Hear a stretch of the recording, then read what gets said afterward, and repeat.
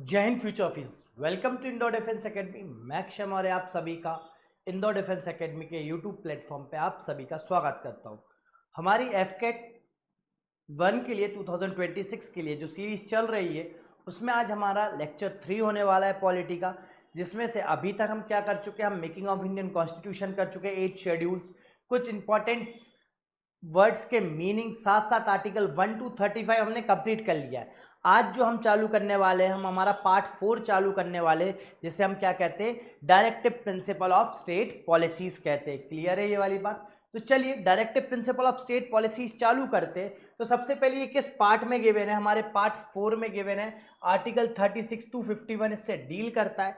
36 में डेफिनेशन दी गई है, 37 एज इट इज है, कब कैसे उसे यूज करना है। क्लियर है ये वाली बात?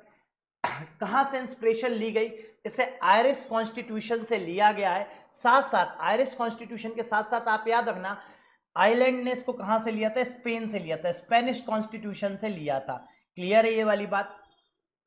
Article 37 DPSP are not justiciable yet fundamental to governance. इसमें आर्टिकल 37 में एक चीज याद रखना, 36 में डेफिनेशन है, 37 में बताया गया नॉन जुडिशियबल है। क्यों नॉन जुडिशियबल है भाई? देखो यार, हमारा जो प्रियम्बल है, प्रियम्बल 3 प्रकार के राइट्स की, जस्टिस की बात करता है, सोशल, इकोनॉमिकल और पॉलिटिकल। तो पॉलिटिकल अधिकार तो हमने क्या दे दिए, फंडामेंटल राइट बनाए, लॉ से दे दिए। क्लियर है ये वाली बात? इसलिए क्या हो जाते हैं, हमारे जुडिशियबल हो जाते हैं, क्योंकि अगर ये ब्रेक हुए तो इसमें आपको सजा मिलेगी। क्लियर है? मतलब गलती मानी जाएगी। साथ साथ सोशल और इकोनॉमिक अधिकारों की अगर हम बात करते हैं तो यार इसमें टाइम लग सकता है। यार आप खुद देखो, सोसाइटी एकदम से चेंज नहीं होती। आज भी कई जगह रूढ़िवादी परंपराएं मानी जा रही है। इकोनॉमी किसी की भी एक रात में चेंज नहीं होती, उसमें टाइम लगता है। इस वजह से सोशल और इकोनॉमिक राइट देने के लिए हमारे पास क्या है, directive principle of state policies है, जो कि क्या हो गए, नॉन जुडिशियबल हो गए। पर ध्यान रखिएगा, डीपीएसपी नॉन जुडिशियबल है, पर उन पे बना हुआ जो लॉ है वो जुडिशियबल होता है, ध्यान रखना। क्लियर हो गई ये वाली बात? तो 36 में डेफिनेशन दी है, same as it is article 12 जो हमने पढ़ा है। What is DPSPs? आपके मन में क्वेश्चन आ रहा होगा, सर इतनी देर से आप डीपीएसपीज बोल रहे हो, डीपीएसपी है क्या? तो यार डीपीएसपी वो चीज है, जैसे आपने सरकार बनाई, आपको नहीं पता गवर्नमेंट कैसे रन होनी है, तो इन डायरेक्शंस को पढ़ के आप क्या कर सकते हो, गवर्नमेंट को रन कर सकते हो। क्लियर है? या आप स्टेट की पॉलिसीज, आप अपने राज्य की पॉलिसीज कैसे बनाओगे, ये डीपीएसपी से आपको पता चल जाता है। क्लियर है? या कभी भी आपको कंफ्यूजन है किसी काम को लेके तो आप डीपीएसपी को देख सकते हो। क्लियर? ये वाली पार्ट आप सभी को क्लियर हो गई? तो 37 बताता है सेंटर और स्टेट गवर्नमेंट डीपीएसपी पे कैसे चलेगी। क्लियर है ये वाली बात? कैसे गवर्नेंस करा जाएगा, ये हो गया। ठीक है? तो fundamental rights are the laws जो कभी ब्रेक नहीं हो सकते, और डीपीएसपीज आर द डायरेक्शंस। यहां तक क्लियर हो गई होगी मेरे हिसाब से आप सभी को कॉन्सेप्ट्स। अब डीपीएसपीज के बारे में बात करेंगे तो याद रखना, हमने आयरिश कॉन्स्टिट्यूशन से लिया, ये आप सभी को पता है। साथ साथ इसे क्या बोला गया है, देखो, philosophy of the Indian constitution. Austin साहब ने बोला ऐसे, philosophy of the Indian constitution मतलब सोल क्या है, आर्टिकल 32 है ना, आत्मा क्या है, सोल क्या है, 32 है, पर अंतरात्मा की आवाज क्या है, तो वो डीपीएसपी है। क्लियर है ये वाली बात? जैसे कि आप सभी को याद होगा, बी आर अम्बेडकर ने से बोला है, same as a instrument of instruction, जो कि गवर्नमेंट ऑफ इंडिया 1935 में आए थे। ठीक है? उसी तरीके के उसमें क्या था, कुछ रूल एंड रेगुलेशंस थे कि भैया गवर्नर्स और जो वाइस रॉय है, वो गवर्नर वाइस रॉय कैसे भारत को चलाएगा। क्लियर है ये वाली बात? तो सेम इट इज है, याद रखना। इसकी कंपैरिजन किससे हुआ है, गवर्नमेंट ऑफ इंडिया 1935 से हुआ है। डीपीएसपी किसके लिए है, याद रखिएगा, तो लेजिस्लेटिव और एग्जीक्यूटिव के लिए है, कि आप कैसे काम करोगे। क्लियर हो गई ये वाली बात आप सभी को? तो कितने प्रकार के हमारे पास डीपीएसपीज है, तो 3 डिवाइडेशन है, पर कॉन्स्टिट्यूशन में डिवाइडेशन नहीं दिए है। ठीक है? Noble feature B R Ambedkar, conscience of the constitution, non justiciable in nature, ये हम डिस्कस कर चुके हैं। चलिए, तो 3 प्रकार के हमारे यहाँ क्या होते हैं, डीपीएसपीज होते हैं, सोशलिस्ट, गांधीयन और लिबरल। सोशलिस्ट जो हमारे आखिरी के समय के फ्रीडम फाइटर्स थे, उनके अंदर सोशलिस्ट भावना थी, लिबरल भावना थी। साथ साथ गांधीयन, गांधी जी की आइडियोलॉजीज पे इंस्पायर होकर हमारे पास क्या हुआ है, 3 प्रकार के डीपीएसपीज हो गए। एक्चुअली ये हमने इसको क्या कर रखा है, इसको हमने खुद डिवाइड कर रखा है, एक्चुअली संविधान में ऐसा डिवाइडेशन है नहीं, हम उन्हें पढ़ के निकालते। एक फैक्ट और है, बी.एन. राव, आप सभी को पता है बी.एन. राव कौन है। बी.एन. राव हमारे कौन है, लीगल एडवाइजर है। अब बी.एन. राव साहब ने कहा था कि दो प्रकार के राइट्स होने चाहिए, एक तो जुडिशियबल और एक नॉन जुडिशियबल। ये क्या थे, हमारे एडवाइजर थे। तो इस चीज का ध्यान रखते हुए जुडिशियबल लॉ कौन से हो गए, हमारे फंडामेंटल राइट्स, और नॉन जुडिशियबल कौन से हो गए, डीपीएसपी। सोचने वाली बात है दोस्तों कि जो हमारा सुप्रीम लॉ है, क्योंकि constitution is a supreme law, और उसमें एक ऐसा पार्ट है जो नॉन जुडिशियबल है। अब वो क्या सोच के बना रहे थे ये हम नहीं जान सकते, पर हाँ ऐसी कुछ है। चलिए तो हम डिस्कस करते हैं। Article 38 promote social order, minimize inequalities, income, status and opportunity। 44 constitutional amendment act से आया है इसमें। अब इतना ध्यान रखना, 38 क्या कहता है कि भैया इनकम एक जगह नहीं होगी, इनकम डिवाइड करी जाएगी। क्लियर है ये वाली बात। सोशलिस्ट आइडियोलॉजी है, यूएस की सोशलिस्ट आइडियोलॉजी अलग है, इंडिया की सोशलिस्ट आइडियोलॉजी अलग है। हम सोशलिज्म के प्रिंसिपल पे वर्क कर रहे हैं, वेलफेयर ऑफ द पीपल के। Article 39 right to educate means of livelihood, सबके पास भैया जीने का इतना अधिकार हो कि वो जिंदा रह सके। इक्विटेबल डिस्ट्रीब्यूशन ऑफ रिसोर्सेस, इस चीज को ध्यान रखना, बराबरी से क्या हो, रिसोर्सेस डिवाइड किए जाए। Article 39 prevention of concentration of wealth, एक जगह कंसंट्रेशन ऑफ वेल्थ ना हो, इक्वल पेमेंट मिले वर्क और मैन और वुमेन को। क्लियर है ये वाली बात। आर्टिकल 39B मटेरियल रिसोर्सेज, ये 39B से ऐड हुआ है, 39B से ध्यान रखना। 39C concentration, equal pay of equal, man और वुमेन में कोई डिवाइडेशन ना हो। Protection and strength and health of the workers, safe worker और चिल्ड्रंस की बात करी गई है। हेल्थी डेवलपमेंट फॉर चिल्ड्रन किस आर्टिकल से ऐड हुआ है, ये अमेंडमेंट से 44 कॉन्स्टिट्यूशनल अमेंडमेंट एक्ट से ये ऐड हुआ है। ये आपका हो गया आर्टिकल 39 जो कि डीपीएसपीज है। Opportunity of the development of childrens, ये वाला ये हुआ है 44 कॉन्स्टिट्यूशनल अमेंडमेंट एक्ट से add.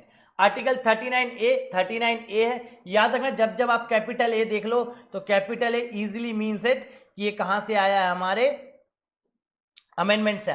Free legal aid to poor कौन सा अमेंडमेंट है, 42nd अमेंडमेंट है, free legal aid to poors. Clear हो गई ये वाली बात, किसका है, फ्री लीगल एड है। आ जाओ article 41 right to work, education and public assistance, ये हो गया हमारा काय के लिए 41। ठीक है, क्लियर है ये वाली बात। जैसे कि सोशल सिक्योरिटीज की बात हो रही है यहाँ, पेंशन रूल वगैरह, ओल्ड एज होम्स वगैरह है ना, ओल्ड एज लोगों, consumption act of, compensation act of 1923। Article 42 just and human condition of work and maternal leave. याद रखना आर्टिकल 42 काय की बात कर रहा है भैया, मटरनली और की लीव की बात कर रहा है, जब फीमेल प्रेग्नेंट होती है तब उनको छुट्टी हो बच्चा होने के बाद। 43 wages and decent standard of life to all workers. अब यहां से एक चीज है, लिविंग वेजेस की बात कर रहा है, क्या आर्टिकल 43 है ना। मिनिमम वेज कायम है आपके फंडामेंटल राइट में। जब आप लिविंग वेजेस और मिनिमम वेजेस के बीच में लेते हो, याद रखना जब आप मिनिमम वेज, ठीक है, और लिविंग वेज का बीच का एवरेज लेते हो तो आपके पास आ जाता है फेयर वेजेस। क्लियर है, मिनिमम वेज काय का पार्ट हो गया आपका, फंडामेंटल राइट का पार्ट हो गया, और लिविंग वेजेस काय का पार्ट हो गया आपके डीपीएसपीस का बात हो गया। ठीक है, अब मिनिमम वेजेस को समझना है तो रोटी कपड़ा मकान, तीन चीजों की हम बात कर सकते हैं। लिविंग वेजेस को रोटी कपड़ा मकान तो हो गया, साथ साथ एजुकेशन मेडिसिन और कुछ सेविंग हो जाए उसे हम कहते हैं लिविंग वेजेस। क्लियर। आर्टिकल 43 एक ही हम बात करते तो कौन सा अमेंडमेंट से आया, 42nd कॉन्स्टिट्यूशनल अमेंडमेंट एक्ट से आया है। ठीक है, participation of worker in the industries, जितने भी वर्कर्स है मैनेजमेंट है उनका क्या होना चाहिए, पार्ट होना चाहिए। ठीक है, कैपिटलिस्ट मतलब कैपिटलिस्ट इकोनॉमी एक लिमिटेड लोगों के हाथ में ना हो, वर्कर्स भी उसमें कंट्रीब्यूट कर सके। साथ साथ आर्टिकल 47 की अगर हम बात करते हैं तो ये इसको याद रखना, raise the level of nutrition and improve public health. आज की डेट में पोषण अभियान जो चल रहा है इसी के तहत चल रहा है, न्यूट्रिशन और पब्लिक हेल्थ को सुधारना है। क्यों, जब इंडिया आजाद हुआ था न्यूट्रिशन लेवल बहुत गिरा हुआ था, इस वजह से हम इसकी बात करते।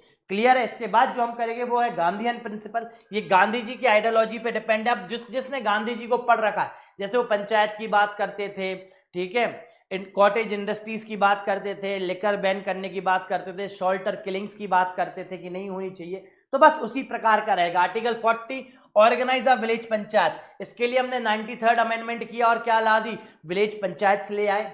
Article 43 promotion of cottage industries in rural area, भैया गांव के लेवल से कॉटेज इंडस्ट्रीज आनी चाहिए, मतलब इकोनॉमी कहां से चलनी चाहिए, गांव के लेवल से। यहां गांधी जी की बात हो रही है आत्मनिर्भर भारत की। आर्टिकल 43 बी की बात करें, cooperative society 97 constitutional amendment act से ऐड हुआ है, ये आप सभी को पता होगा, ठीक है। और स्पेशली इसको हमने कहां देखा है, 19(1)(c) में, जहां हम सोसाइटीज वगैरह बना सकते हैं, इसको याद रख सकते हो। 91(c) फंडामेंटल राइट में भी हमने इसको पाया है। Article 46 education economic interest of SC ST and other weaker section, हमें एजुकेशन और इकोनॉमिक चीज़ों का ध्यान रखना चाहिए कि उनका एक्सप्लॉयटेशन ना हो, उन्हें सोशल जस्टिस मिले, प्रोटेक्ट करना चाहिए, किसमें, आर्टिकल 46 में। आर्टिकल 47 भैया prohibit consumption of the intoxicant drugs and drinks. Gandhi ji का जन्म कहाँ हुआ, गुजरात में हुआ, तो ड्राई स्टेट है, और सबसे ज़्यादा टाइम उन्होंने कहाँ व्यतीत किया, बिहार में, तो बिहार भी क्या है, ड्राई स्टेट है। पर अच्छी बात है, शायद कई लोगों को सुन के अजीब लगे, DPSPs क्या है, नॉन जुडिशियबल है, आपको अप्लाई करना हो करे, नहीं करना हो ना करे, ठीक है। अगर सोचिए फंडामेंटल राइट होते तो भारत के कितने राज्य आज ड्राई स्टेट हो गए होते। Article 48 prohibition of slaughter of cow calves and cattle.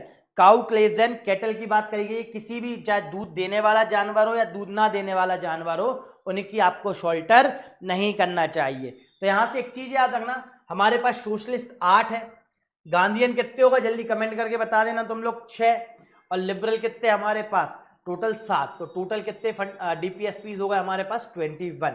Clear हो गई ये वाली बात। तो चलिए अब लिबरल की बात कर लेते हैं, है ना, लिबरल्स की बात कर लेते हैं। इंटेलेक्चुअल लिबरल, ये पुराने एंड के टाइम में जो लिबरल आइडियोलॉजी आई कि भाई तुम्हें जैसा ठीक लगे तुम करो, हमें जैसा ठीक लगे हम कर रहे हैं, हम किसी की लाइफ में इंटरफेयर नहीं करेंगे। तो आर्टिकल 44 आता है, सबसे पहले कौन सा आता है, लिबरलिज्म, इंडिविजुअल राइट इंपॉर्टेंट है, याद रखना लिबरल में। आर्टिकल 44 को डिस्कस करते हैं, यूनिफॉर्म सिविल कोड की बात करता है। यूनिफॉर्म सिविल कोड अभी बहुत ज़्यादा न्यूज़ में रहा है, तो देख लेते हैं। UCC की बात करी जा रही है कि सबके लिए सामान्य लॉ है, तो हमारे यहाँ 2 प्रकार के लॉ, एक तो सिविल और एक क्रिमिनल।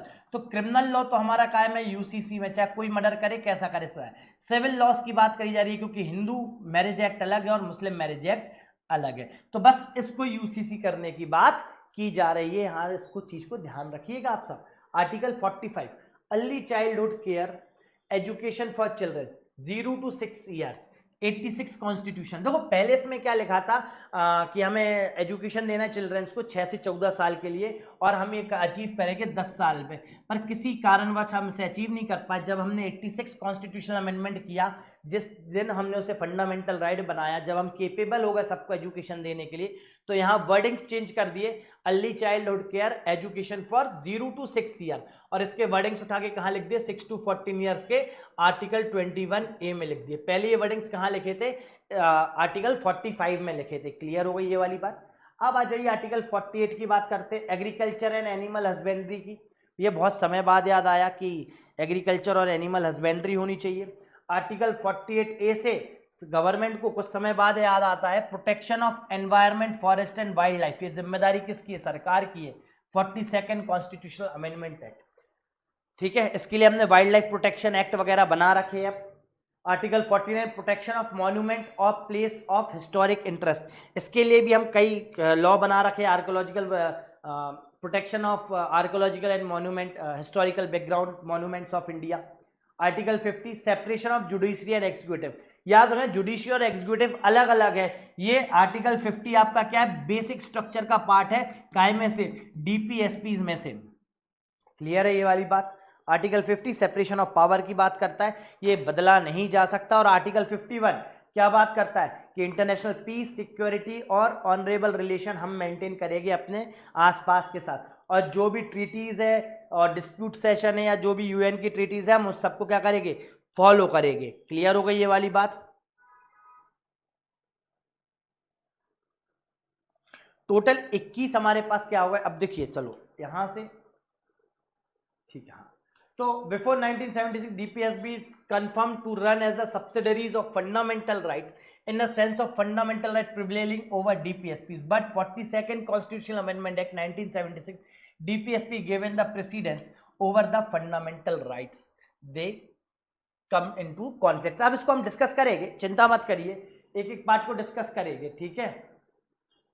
चलिए फटाफट, तो टोटल हमारे पास कितने डीपीएसपीज है, तो टोटल है 21, जिसमें से ब्रांड न्यू कितने हैं, ब्रांड न्यू है हमारे पास 4 और चेंजेस कितने में किए गए 7 में। अब फटाफट है ना, याद रखिएगा फटाफट, 42nd ने किस किस में चेंजेस करे लिख दे रहा हूं क्योंकि ये तुम्हें एक जगह बन जाएगी। 42nd कॉन्स्टिट्यूशनल अमेंडमेंट एक्ट ने कहां कहां चेंजेस करे, 39, 39F, 39A, याद रखना 43A लेके आया, जब कैपिटल वर्ड आ रहा है याद रखिए कैसे, 43A, 48A और 38, ये क्या 38 कैसे हुआ, 44 से हुआ, कैसे हुआ 38 कैसे हुआ है 44 कॉन्स्टिट्यूशनल अमेंडमेंट से।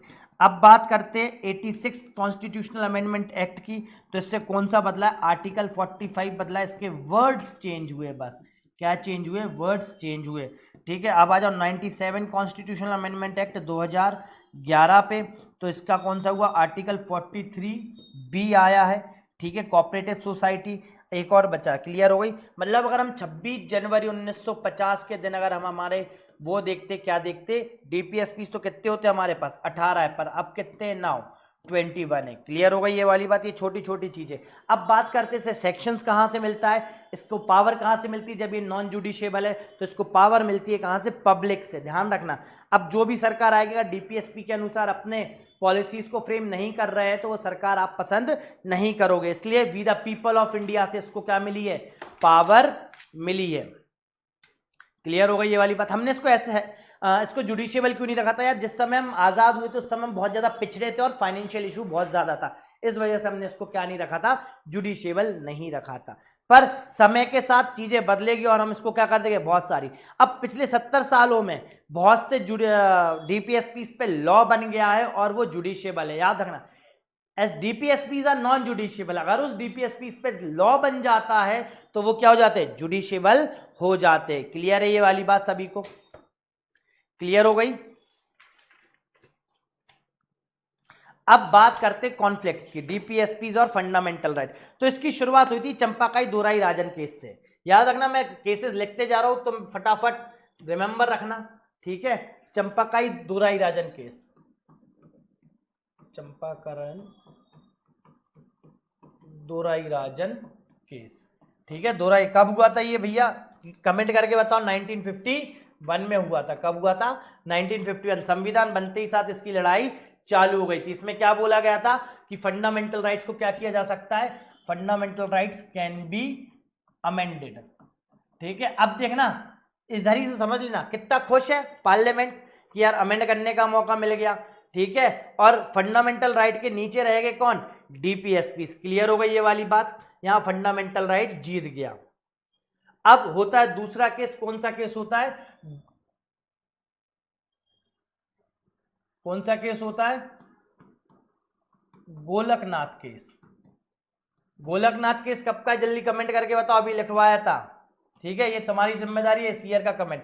गोलकनाथ केस में क्या कह दिया जाता है, fundamental right can not be amended, can not be amended, मतलब अमेंडेड की जगह अलावा तो सैक्रोसेंट ही बोल दिया सीधा, छुआ भी नहीं जा सकता। इससे पार्लियामेंट जुड़ा और 2 अमेंडमेंट लेके आया, 24th और 25th कॉन्स्टिट्यूशनल अमेंडमेंट लेके आया, याद करो 24 और 25th कॉन्स्टिट्यूशनल अमेंडमेंट लेके आया।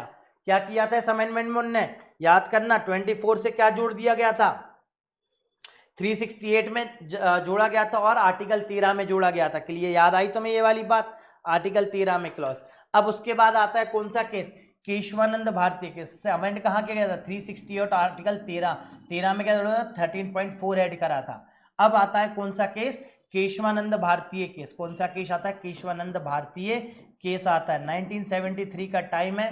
अब जो लड़ाई चल रही थी उस लड़ाई को खत्म किया और काय का आइडिया दिया, डॉक्ट्राइन ऑफ बेसिक स्ट्रक्चर दे दिया, डॉक्ट्राइन ऑफ बेसिक स्ट्रक्चर, क्योंकि यहां तक पहुंचते पहुंचते सुप्रीम कोर्ट को एक चीज तो समझ में आ गई थी कि भैया इनको अमेंड करने की पावर छीनेंगे तो ये नया कॉन्स्टिट्यूशनल अमेंडमेंट एक्ट लेके आएगी। क्लियर है ये वाली बात। केशवानंद भारती केस में सुप्रीम कोर्ट ने कहा कि आप पूरा का पूरा संविधान अमेंड कर सकते हो, बस बेसिक स्ट्रक्चर को अमेंड नहीं कर सकते। तो पार्लियामेंट ने पूछा भाई कि क्या है बेसिक स्ट्रक्चर, तो उन्होंने बोला हम टाइम आने पे टाइम टू टाइम आपको इसको बताते रहेंगे। फिर इस चीज से नाराज होकर कौन सा अमेंडमेंट आता है? 42nd कॉन्स्टिट्यूशनल अमेंडमेंट आता है, कॉन्स्टिट्यूशनल अमेंडमेंट लाता है, ठीक है, जो सप्रेस करता है क्या है क्या आपके फंडामेंटल राइट को। इसके खिलाफ एक केस होता है, लास्ट केस रहेगा Minerva mill case. Minerva mill case, Minerva mill case में सुप्रीम कोर्ट का कह रहे भाई अभी लास्ट केस में तो आपको समझाया था कि यार ये जो है लफड़े ये मत करो। देखो उन्होंने समझाया कि 2 टायर है, 4 टायर होते गाड़ी में, एक ऊंचा हो जाए एक नीचे हो जाए तो गाड़ी नहीं चल सकती। ऐसे ही फंडामेंटल और डीपीएसपी इक्वल है, तो इनको आप एक साथ ऐसे बैलेंस करिए जब आप डीपीएसपी के लिए पॉलिसीज बना रहे हो तो वो वॉयलेट ना करे किसको? फंडामेंटल राइट को। ये वो केसेस है जो अपन ने लेक्चर में बात करी थी और यहां तक आपके सारे डीपीएसपी कवर हो गए। अब कुछ डीपीएसपी आउटसाइड डीपीएसपी है, मतलब आउटसाइड पार्ट 4 है, उसको याद रख लीजिएगा। मैं लिख दे रहा हूं आर्टिकल, जोन जोन से आर्टिकल है, क्योंकि उसमें आपको क्या रहेगी? क्लियरिटी रहेगी, ठीक है। जैसे आर्टिकल हो गया हमारा 335, 350A और 351। 335 किसकी बात कर रहा है? एससी और एसटी की बात कर रहा है, क्लेम्स की। ये बात कर रहा है मदर लैंग्वेज की, और ये बात कर रहा है काय की? हिंदी लैंग्वेज की, ठीक है, हिंदी लैंग्वेज के प्रमोशन की। तो ये काय के बाहर दे रखा है, ये बाहर दे रखा है, पार्ट 4 के बाहर है। क्लियर हो गई ये वाली बात सभी को? सर्विसेज की, लिंग्विस्टिक मैटर की, ठीक है, हाँ ये हो गया। चलिए अब क्वेश्चन देखते हैं। Organisation of village panchayat based on the principle of, अभी बताया था Gandhian principle. which article of Indian Constitution relate with the foreign policy which is the part of Constitution and declare the idea of welfare of the state? Article 51 की बात हो रही है। Panchayati Raj institution establish as a constitution direct of the Gandhian ideology. Yes, uniform civil code is given in 44 article. Which part of the constitution relate with the DPSP's part 4 और which DPSP added in 42nd constitutional amendment act of India? ये question का answer आप दोगे मुझे फटाफट comment में करके, ठीक है, कमेंट बॉक्स में कमेंट करके दोगे इसका आंसर। कौन कौन देगा फटाफट बता दो, फटाफट बता दो कौन कौन दे रहा है comment.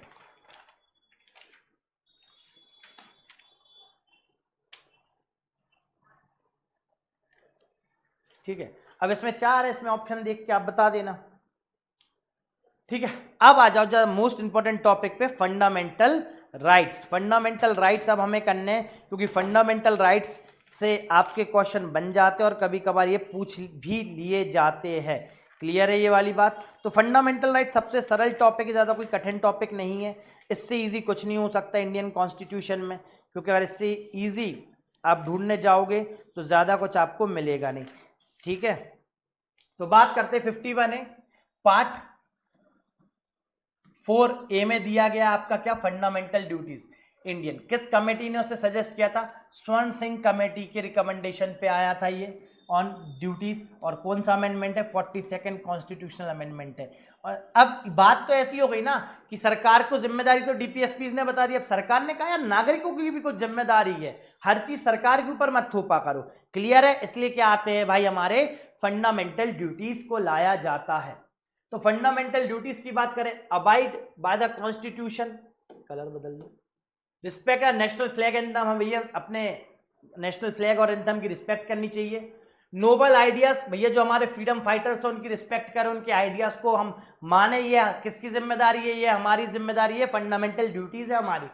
Protect sovereignty and integrity of India, भैया ये प्रोटेक्ट करनी चाहिए। डिफेंड द कंट्री रेंडर ना नेशनल सर्विस, जब जब देश को आपकी जरूरत मिलेगी आपको देश की सेवा के लिए तत्पर खड़े रहना। अभी ऑपरेशन सिंदूर हुआ था, आप सभी को याद है, कई युवा तो भैया चंडीगढ़ में पहुंच गए थे कि हमें ले चलो बॉर्डर पे। Spirit of the common brotherhood, आप सब हरियाणवी बाद में हो, पंजाबी बाद में हो, तमिलनाडु के बाद में हो, आप पहले कौन हो? सबसे पहले भारतीय हो, याद रखिएगा। प्रिजर्व एंड कंपोजिट कल्चर, जो हमारे भैया कल्चर है उसे प्रोटेक्ट करके रखना है, प्रिजर्व रखना है। प्रिजर्व नेचुरल एनवायरनमेंट, भैया पेड़ पौधे। अब नेचुरल एनवायरनमेंट का ये मतलब नहीं है कि तुम गए और शेर के बात पूछा और शेर भाई कैसे हो, वाइल्ड लाइफ अच्छी चल रही है, वहीं 2 सेकंड में शेर से लगा था। हमें उनके प्रति प्रेम रखना है, पर इसका यह मतलब नहीं है कि हम उनको क्या करें, बिल्कुल पास चले जाए। डेवलप साइंटिफिक टेम्पर, हमें साइंटिफिक टेम्पर डेवलप करना है। ये भभूत लॉन्ग वॉन्ग इनसे कुछ नहीं होता भाई, हमें साइंटिफिक तरीके से सोचना और इंडिया का नाम करना है। सेफगार्ड पब्लिक प्रॉपर्टी, ठीक है, सेफगार्ड भैया पब्लिक प्रॉपर्टी को बचाना है, वो नहीं है। स्ट्रिप फॉर एक्सीलेंस, हमें इंडिविजुअली खुद एक्सीलेंट होना है अपनी फील्ड में। ऐसे जब सारे भारतीय अपनी अपनी फील्ड में एक्सीलेंट हो जाएंगे, ऑटोमेटिकली एक नेशन एक्सीलेंट हो जाएगा। Provide education opportunity for 6 to 14 years age, हमें एजुकेशन प्रोवाइड करानी चाहिए। माँ बाप की जिम्मेदारी है कि 6 से 14 साल के बच्चे क्या करें, कॉलेज स्कूल्स में पढ़ने जाए। ये जिम्मेदारी किसकी है, पेरेंट्स की है। अब core non justiciable, unlike the fundamental and the duties are not enforceable in the court. बता दिया है क्यों, क्योंकि ये सोशल और पॉलिटिकल राइट्स है जिसको टाइम लगता है, पर आज मैक्सिमम 90% चीजों पे क्या है, लॉज बने हुए हैं। ध्यान रखिएगा 90% चीजों पे क्या बने हुए हैं, फंडामेंटल राइट्स पे भी, ठीक है। मोरल एंड सिविक ड्यूटीज है, ये हमारी मोरल और सिविक ड्यूटीज है, याद रखिएगा। ये कहां से ली हमने, यूएसएसआर से ली है, ध्यान रखिएगा यूएसएसआर से लिया है। दीज कंपेंस applicable to the citizenship, citizens के लिए है, ऐसा नहीं है कि सिटी बाहर फॉरेनर्स के लिए भी है। रूटेड द इंडियन ट्रेडिशन, और ये इंडियन ट्रेडिशन की बात कर रही है। Example, which of the following are the fundamental duties, तो 51A या ऑप्शन में रहेगा तो आप बता देना। In which part of the constitution are fundamental duty mention, part 4A, ठीक है। Which amendment added the fundamental duties of constitution, 42nd constitutional amendment act. According to Swaran Singh committee, which are the following recommended fundamental duties, इसमें कौन सी आपकी जो भी duties पड़ी उनमें से एक आध रहेगी, आप ध्यान रखिएगा, ठीक है। क्लियर है ये वाली बात, ज्यादा कोई टफ नहीं है हमारे पास, इजी हमारे पास फैक्ट है, बस उसके आप कॉन्सेप्ट समझते जाइए तो आपको ये टॉपिक क्या हो जाएगा, इजी हो जाएगा। जैसे मोरल और सिविक ड्यूटीज की बात करी गई है, इसमें टैक्स वैक्स की भी बात थी पर वो नहीं अपनाई गई, इस वजह से हम उसे एड ऑन नहीं करते। क्लियर है ये वाली बात। तो चलिए आज के लिए बस इतना ही, ये सारे वीडियोस आपको मिलते रहेंगे। इसके बाद लास्ट टॉपिक, लास्ट 2 लेक्चर बचे जिसमें पार्लियामेंट और कुछ इंपॉर्टेंट चीजें हमें कवर करनी है एफकेट के रिगार्डिंग। जब तक के लिए जय हिंद, जय भारत।